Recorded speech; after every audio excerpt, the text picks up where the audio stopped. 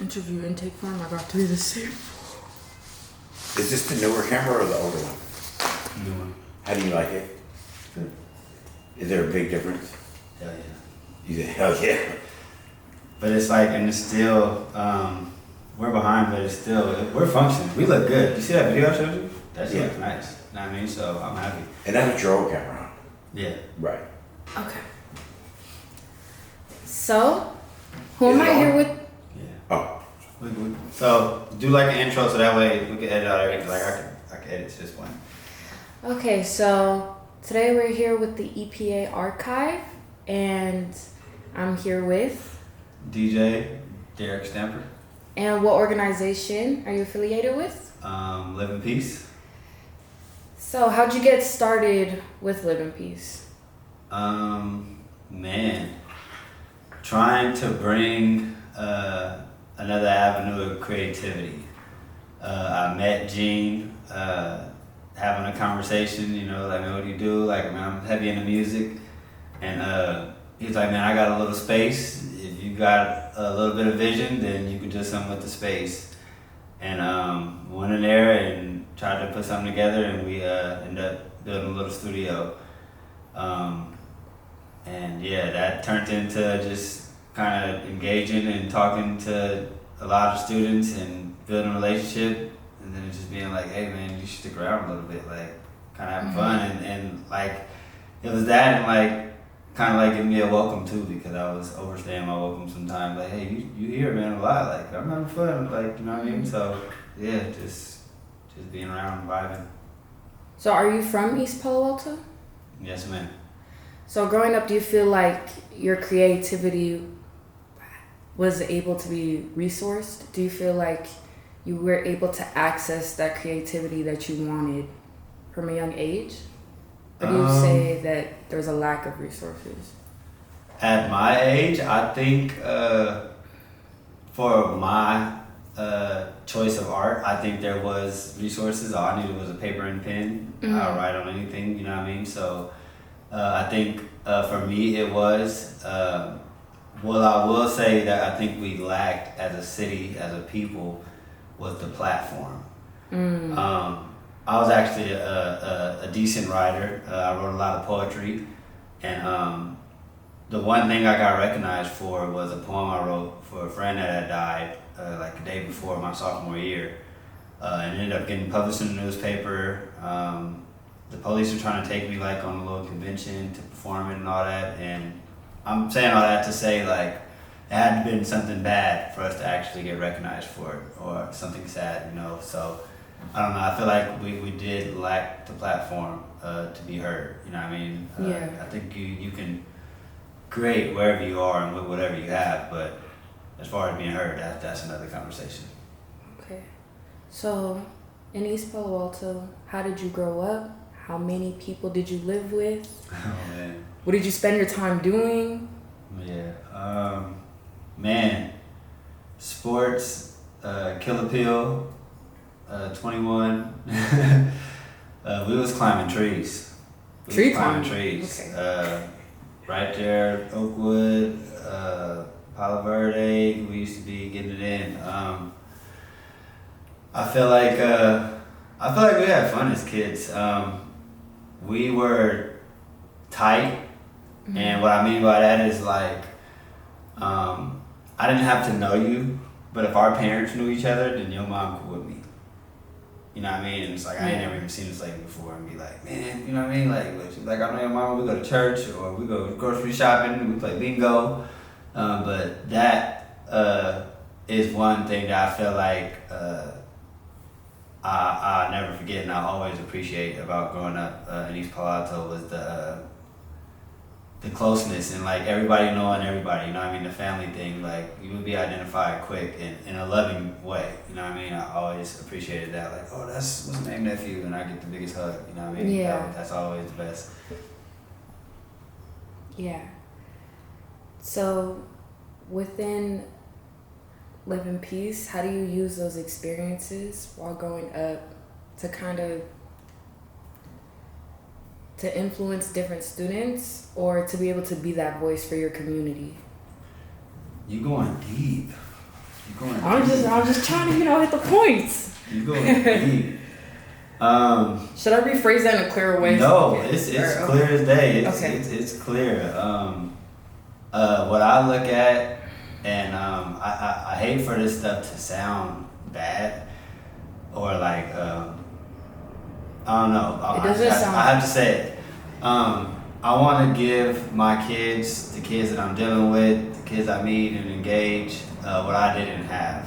Mm-hmm. Specifically from male figures.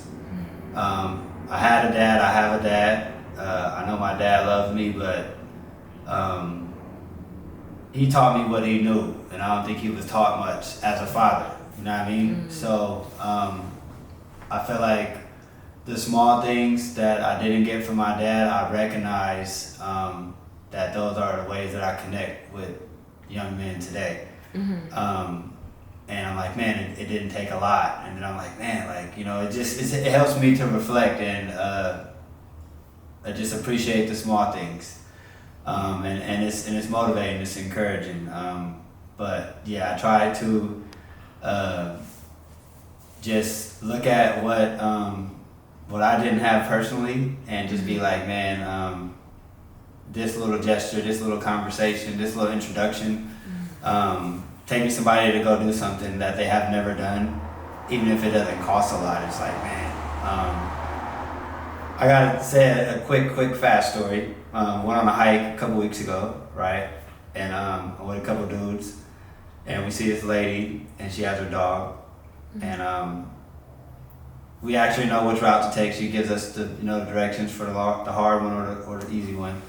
And long story short, we're like 5 minutes past her. And they just say out of the blue, like, man, I bet she does that all the time. And I bet that she turns her phone off.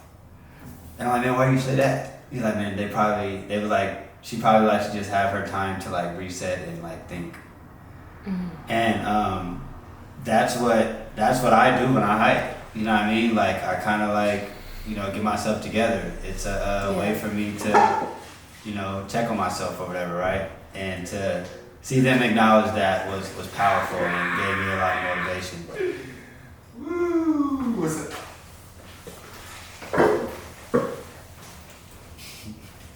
Motivation. Yes.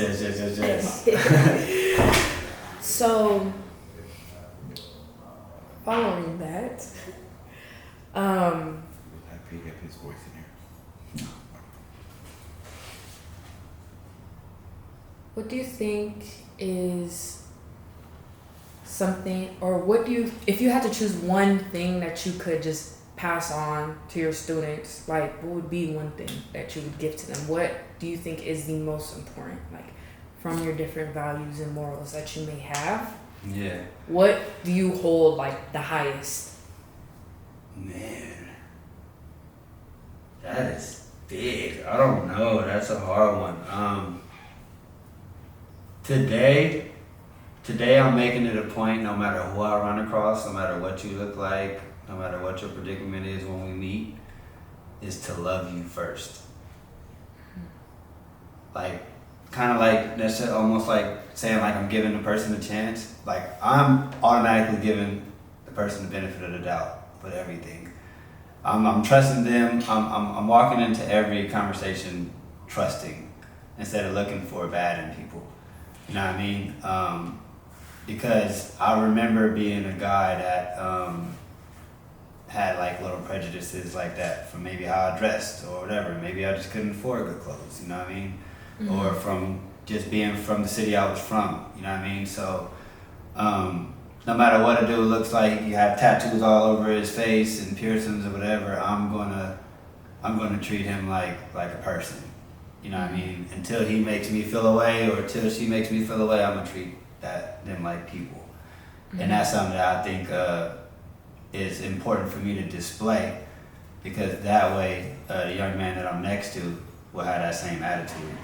And even if you don't like something, you can be able to say that it's not for you and still be respectful. Okay. Yeah.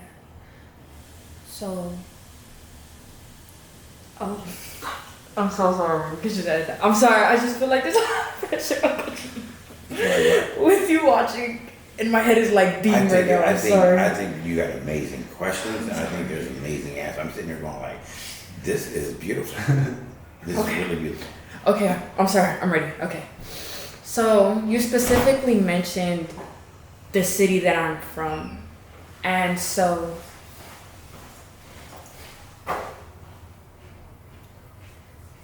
growing up in East Palo Alto, what was the condition of East Palo Alto when you were coming of age?